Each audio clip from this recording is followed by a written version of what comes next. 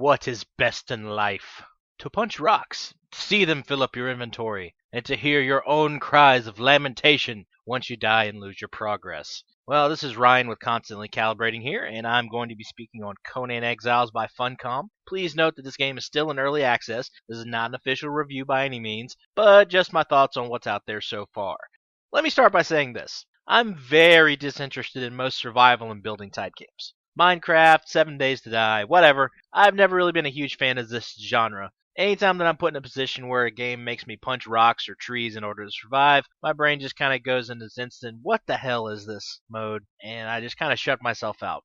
That being said, I was actually very excited to give Exiles a try. I'm not one to be super big on vanity, but graphically, it is far superior to similar games, and pretty things are fun to look at.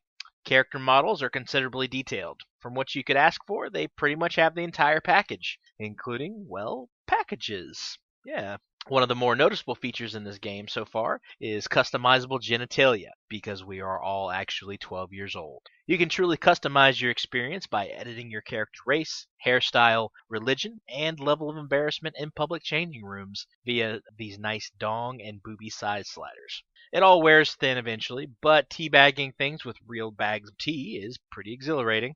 Also, is it just me, or do Stygian males seem to have an advantage?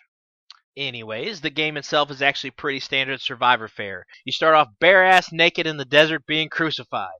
Okay, so maybe not super typical fare, but you do end up being rescued by a mysterious, nameless character, and then you're off to start your survival adventure. Which brings me to my first gripe. The game doesn't really tell you where to go or what to do. Now, I know some of the appeal to these games is figuring things out and overcoming the odds, but even a small tutorial would have been great. There are little tips and tricks here and there, but I know that I myself am pretty dense, and I need all the help I can get, and I am sure that I'm not the only person that's like that.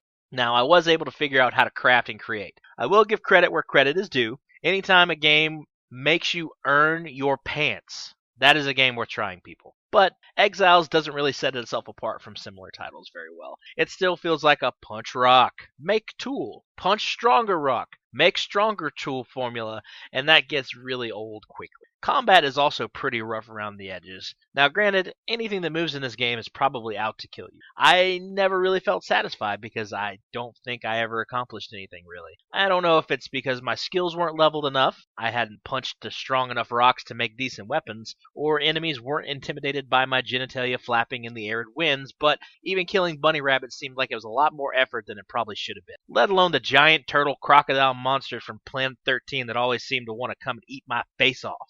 So, bottom line for this is we'll be playing this more as it continues to grow in its early access stages. Despite my normal opinions of this type of game, I'm going to stick with it and see if it grows on me more. I feel like if the gameplay can ever catch up to the graphics, they may have a chance at survival. Sorry, not sorry. This is Ryan with Constantly Calibrating.